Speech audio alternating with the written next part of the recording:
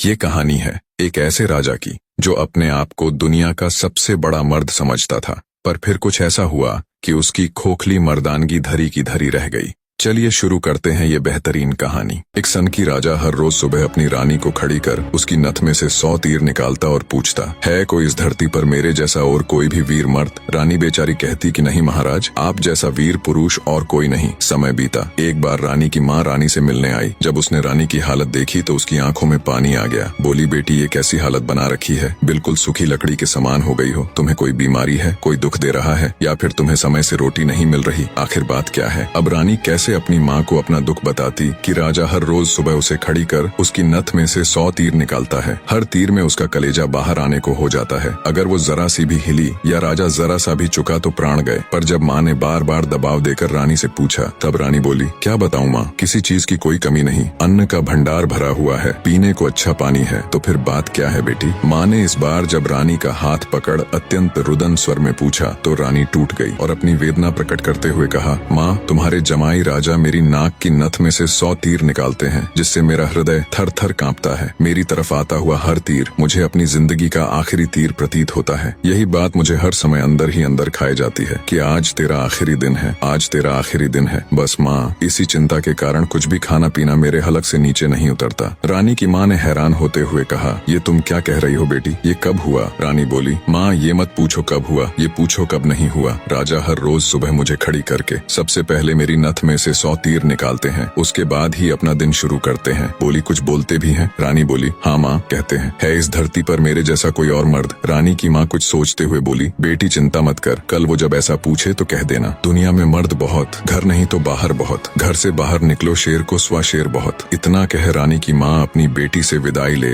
अपने घर चली गई। अब रानी को इंतजार था तो बस अगली सुबह का। राजा ने सोती हुई रानी को हाथ पकड़कर उठाया और कहा, रानी आ जाओ, समय हो गया। रानी ने सोचा, हे भगवान, बस आज और बच जाऊं, फिर तो जो माँ कहकर गई थी वो बोल दूंगी। और उठकर बाग में जाकर आंख बंद करके अपनी नथ पकड़कर खड़ी हो गई। राजा ने रोज की तरह एक के बाद एक 100 तीर रानी की नथ में से निकाले। तीर निकाल राजा बोला, बोल रानी, है दुनिया में मेरे जैसा कोई और शूरवीर मर्द? रानी हिम्मत जुटा बोली, महाराज, दुनिया में शूरवीर मर्द बहुत, घर नहीं तो बाहर बहुत, आप बाहर निकल के देखो, शेर को सवा शेर बहुत। राजा हैरान होते हुए बोला, ठीक है रानी, अगर यही बात है तो कुछ खाने का सामान दो, मैं जा रहा हूँ बाहर शूरवीर मर्द देखने, मैं भी तो देखूं है कोई मुझसे ज्यादा शूरवीर मर्द इस दुनिया में। थोड़ा बहुत खाने पीने का सामान ले राजा निकल पड़ा। चलते चलते एक कच्चे रास्ते पर हो लिया। थोड़ी दूर ही चला तो आगे देखा एक आदमी रास्ते के किनारे पर लेटा ऊपर की तरफ एकटक देख रहा है। राजा को बड़ा कौतूहल हुआ। ऊपर की तरफ देखा तो उसे सिवाय सूर्य की तेज किरणों के कुछ दिखाई नहीं दिया। गया जिज्ञासावश